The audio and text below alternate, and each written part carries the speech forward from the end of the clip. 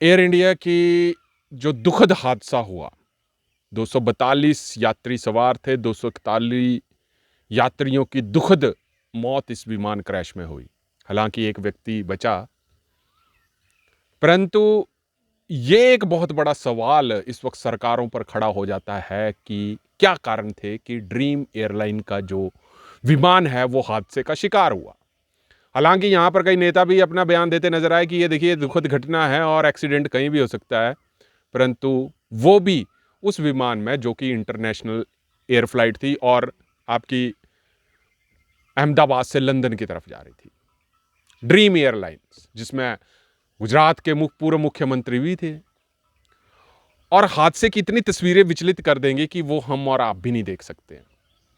और ये आंकड़ा तकरीबन तकरीबन 265 और 270 तक जो है वो पहुंच सकता है, जिस हिसाब से अखबारों में बताया जा रहा है। और रिहायशी इलाकों में जो था वो विमान गिरा। अब यहाँ पर देखिए कई तस्वीरें सोशल मीडिया पे आ रही हैं कि किसी का विमान छूट गया, एक महिला थी, उसका विमान छूट गया, 5-10 मिनट वो जी थी वो लेट हुई और उसके साथ ही एक व्यक्ति बचा।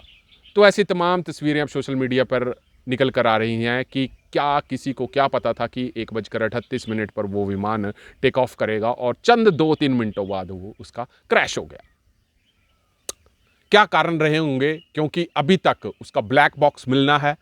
और ब्लैक बॉक्स के बाद ही जो था वो असली तस्वीर सामने आएगी कि असली में जब उसने टेक ऑफ किया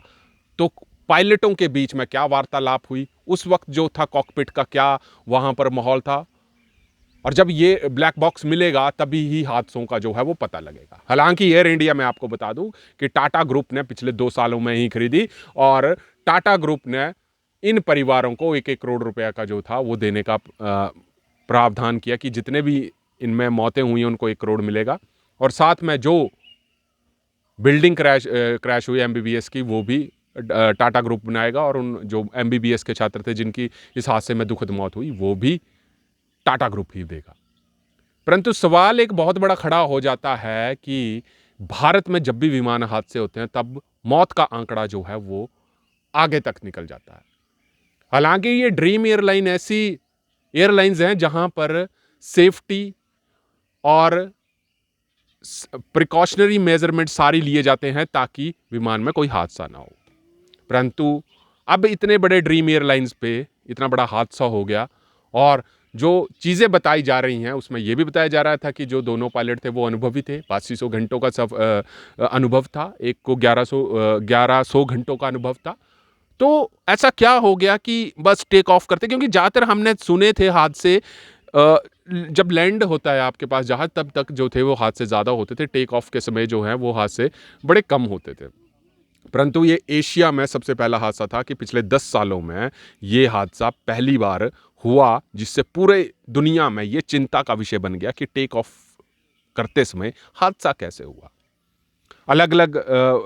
राय जो थी वो एक्सपर्टों की दी जा रही है। ज़्यादातर एक्सपर्ट यही बता रहे हैं कि देखिए टेक ऑफ जो हुआ वो स्मूथ हुआ और कहा यह भी जा रहा था कि जो फ्यूल टैंक की सप्लाई है उसमें शायद हो सकता है कि विमान में इंजन ना पहुंचा हो और जैसे ही आपका विमान टेक ऑफ किया और टेक ऑफ करने के बाद ज़्यादातर विमान ऊपर की तरफ जाते हैं तो उसको वो पावर ही नहीं मिल पाई और जैसे पावर नहीं मिल पाई उसके बाद पायलट ने एटीसी को मिड डे करके जो था वो एक अलर्ट मैसेज भेजा, जिसके बाद जितनी देर में वो रिप्लाई करते उतनी देर में आपके पास हादसा हो सकता था। तो यहाँ पर सूत्र जो जो बता रहे हैं एक्सपर्ट वो यही कह सकते हैं कि फ्यूल की टैंक की जो थी वो सप्लाई नहीं थी, जिसके बाद हो सकता है कि हादसा हो गया। हालांकि ब्लैक बॉक्स जब मिलेगा उसी के बाद ही जानकारी पुख्ता मिलेगी कि असली में चीजें क्या हुई थी। परंतु भारत देश की विमान सुरक्षाओं की बात करें जाएं तो एयर इंडिया के कई ऐसे सोशल मीडिया पे तस्वीरें साझा की जाती हैं यात्रियों के द्वारा जहां पर कभी बार फ्लाइट देरी पे हुई है, कहीं पे एसी नहीं चल रहा है, कहीं पर विंडो शीशा टूट गया है। अभी आपने कुछ दिन पहले देखा इंडिगो एयरलाइन का जो टर्बुलेंस इतना हुआ कि विमान का अगला हिस्सा टूट गया। तो तमाम सेफ्टी पैरामीटर जो थे वो अभी तक दरकिनार जो है एयरलाइंस जरूर करती हैं, क्योंकि देखिए एयरलाइंस के ऊपर भी प्रेशर होता है। आपको देखिए जब भी फ्लाइट उड़ती है तो टेक्निकल टीम, इंजीनियरों की टीम, फ्यूल टैंक की लिमिट्स, ये सारी चीज़ें जो है वो काउंट की जाती हैं। और यहाँ पर ये बताया जा रहा था कि एयर इंडिया का देखिए जहाज नॉन स्टॉप था, क्योंकि जितने भी जहाज एयर इंडिया के निकलते हैं, चाहे वो न्यूयॉर्क के लिए निकल रहे हैं, यूएसए के लिए निकल रहे हैं, लंदन के लिए निकल रहे हैं, ये सब नॉन स्टॉप फ्लाइट्स होती हैं और इनके दोनों इंजनों के दोनों इसके ऊपर 1 लाख से ऊपर फ्यूल टैंक जो था वो उसके अंदर तेल भरा होता है। क्योंकि जो दो आपने देखे होंगे कि जो एयर विमान के जो साथ में आप जिसको हम कह सकते हैं पंख, उनके दोनों तरफ जो हैं वो 1 लाख से अधिक ज़्यादा लीटर का तेल जो है वो भरा होता है, जिसके बाद टेक ऑफ करते वक्त जब ये विमान गिरा तो हादसा हो गया। ब्लैक बॉक्स मिलने का इंतजार है, परंतु देखिए भारत देश में एयर विमानों की बात करें तो हादसे काफ़ी ज़्यादा हो जाते हैं। सोशल मीडिया पे तस्वीरें साझा की जाती हैं, और अगर भारत देश की अगर हम बात करें, चाहे हम एयर इंडिया की बात करें, हालांकि 2 साल पहले टाटा ग्रुप ने इसको खरीदा, इससे पहले 61,000 करोड़ का डेट जो था वो एयर इंडिया पर था। सरकारों ने इसको चलाने की भरपूर कोशिश की, क्योंकि 2000 तक मैं बता दूं कि एयर इंडिया टाटा ग्रुप के पास ही था और प्रॉफिट में चलता था। उसके बाद सरकारों ने इसको ले लिया, 61,000 करोड़ का डेट हो गया। जब सरकार को पता लग गया कि ये अब हमारे से ऑपरेट नहीं होगा, एयर इंडिया को दोबारा से टाटा ग्रुप ने खुद खरीदा। 61,000 करोड़ का जो डेट था वो स्केयर ऑफ कर दिया गया, मतलब सरकार ने भर दिया। और टाटा ग्रुप ऐसा ग्रुप है जिसने 2023 में 409 एयरक्राफ्ट्स का पूरे वर्ल्ड में, टाटा ग्रुप ऐसा है जिसने अभी तक जो हाल ही में जो है वो ऑर्डर दिया नए एयरक्राफ्ट्स के लिए। हालांकि ये भी बताया जा रहा है खबरों के मुताबिक कि जिस एयरक्राफ्ट क्रैश हुआ वो 13 साल पुराना था। परंतु भारत देश की बात करें तो आपने देखा किंग फिशर्स एयरलाइंस बिल्कुल तबाह हो गई, डेट में चली गई, विजय माल्या जी भाग गए। उसके बाद आपके पास जेट एयरवेज, नरेश गोयल जी, जिनका विमान मतलब पूरा जो जहाज था वो हालांकि अभी बाहर है, जमानत पर है, परंतु जेट एयरवेज के जो था वो धराशायी हो गई। इंडिगो आपने देखी होगी, कई बार जो है विमान लेट हो रहे हैं, सुरक्षा पैरामीटर्स का जो है हवाला देता हुआ नजर आता है कि यहाँ विमान सही ढंग से नहीं चलते। और एयर इंडिया की तो आप रोज ही रोज मतलब दूसरे तीसरे दिन कुछ ना कुछ चीजें जो है वो देखने को मिलती हैं। तो कहीं ना कहीं सरकारें एयरपोर्ट बनाने में तो जुटी हैं, परंतु एयरलाइंस के अंदर जो सुरक्षा यात्री बैठे हैं उनकी सेहत का और उनकी सुरक्षा का, सुरक्षा और सेहत, इन दोनों का ख्याल कौन रखेगा, ये अब विमान कंपनियां तय करें या सरकारें तय करें। क्योंकि कारण तो कुछ हुए होंगे कि एकदम से